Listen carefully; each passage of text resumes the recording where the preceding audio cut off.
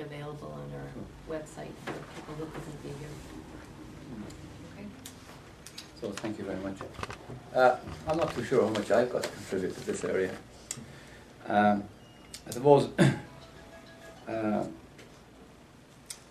my major focus coming here was, I suppose, preaching on the Friday night, and then the two workshops which I did, one on the Philippines, looking at what has happened in the Philippines over the last 50, 60 years, particularly the depletion of rainforests and its knock-on effect on soil and knock-on effect on rivers and lakes and on life systems, such as the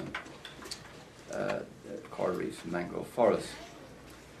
I suppose one of the frameworks that I work out of, and that probably was mentioned many times during the weekend, was the framework of a cosmology, new cosmology, like Thomas Berry called it the new story. Cosmology is always about story or myth. It's about telling us who we are, giving us an identity, and therefore giving us also then a moral compass. If this is who we are, then this is how we obviously relate, or ought to relate, to each other and to the larger Earth community.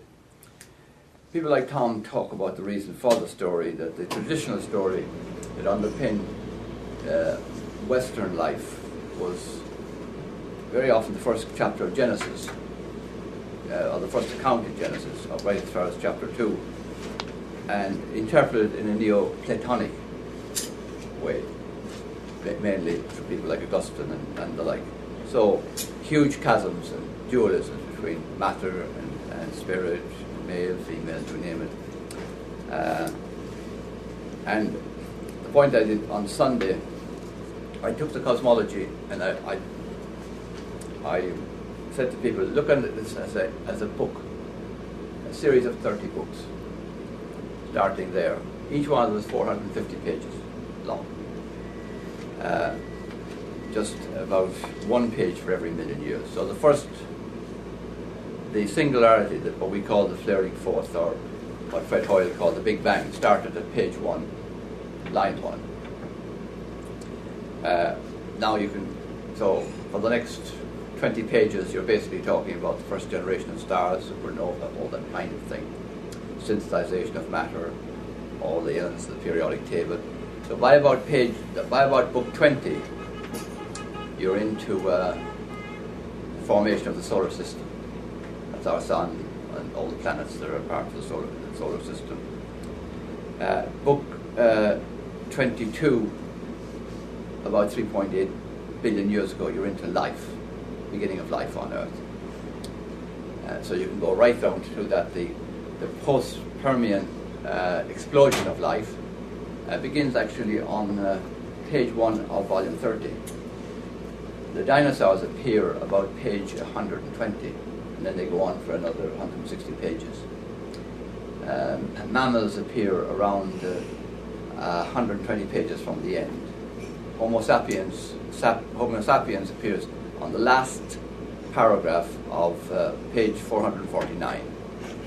And Homo sapiens sapiens, that's us, we appear in the third last line of page 150.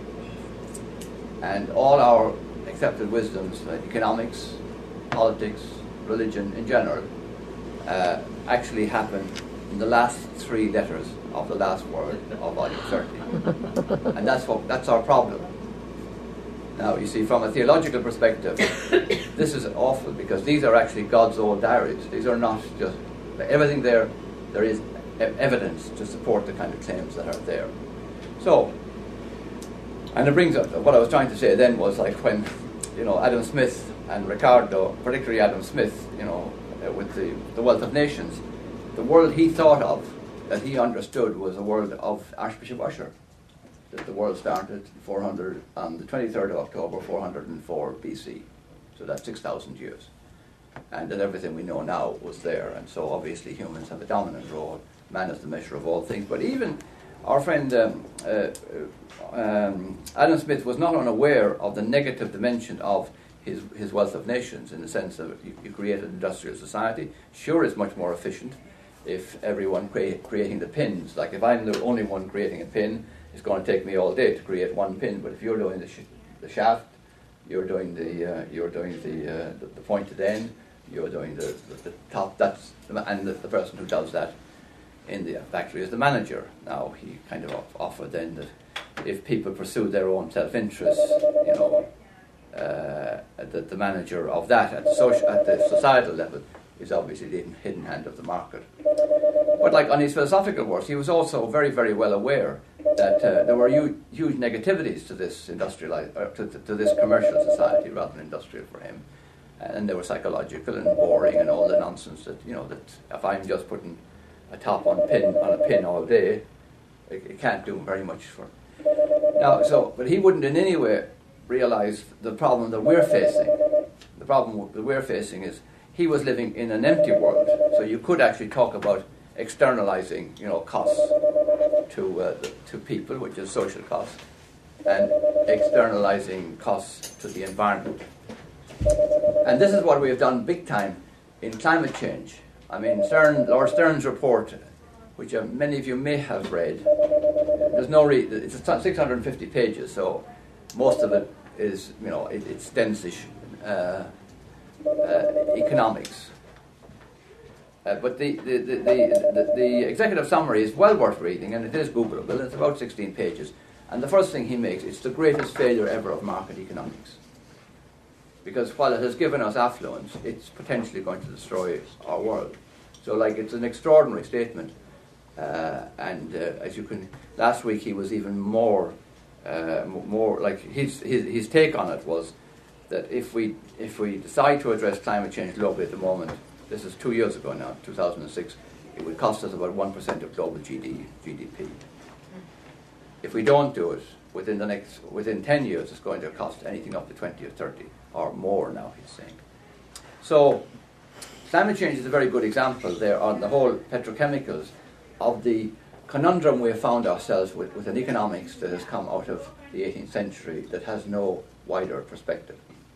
We know, of course, that the economics of petrochemicals and the geology is you're talking to the Carboniferous period, you're talking to the Cretaceous period. So you're actually living in a cosmological world, but you're not accounting for that. The accounting system doesn't take that into account, neither does the monetary system. So that's a real issue. Now, the big problem, actually, since the 1980s, is the problem which was first of all identified by the Club of Rome in the 1960s, the limits to growth, 1966. And it was a big